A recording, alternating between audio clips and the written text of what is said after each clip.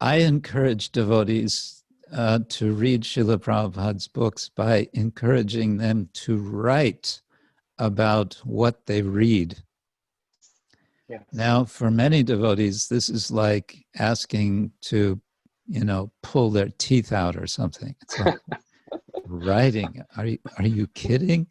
So we also need to show examples of writing, and there's so many different types, and there are many devotees who are doing wonderful writing. And I want to give one example here. Mother Vishakha Devi, my god sister, several years ago wrote a collection or put together a collection of her own reflections on Bhagavad Gita. I think it's called Harmony and the Bhagavad Gita. Wonderful meditations, which really make the Bhagavad Gita so accessible. So that kind of writing, I encourage devotees to do. The other, and I could say more about that, but the other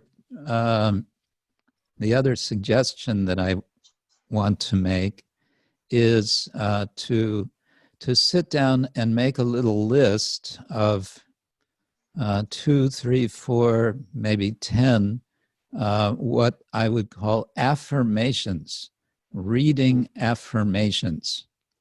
And this is a little bit inspired by my godbrother Mahatma Prabhu, who wrote japa affirmations, 20 japa affirmations. So from that book, even without the book, one can get ideas. What is an affirmation? Specifically, it's a statement in the present tense, which is positive.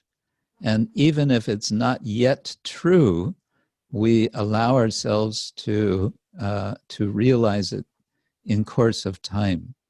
So a statement can be, for example, every time I read Srila Prabhupada's books, I feel grateful to Srila Prabhupada. Every time I read Prabhupada's books, I get some new insight for my day's life. Like that, you can make them up. And then refer to them to take inspiration to actually sit down and read. Hare Krishna, Hare Krishna, Krishna Krishna, Hare Hare, Hare Rama, Hare Rama, Rama Rama, Hare Hare.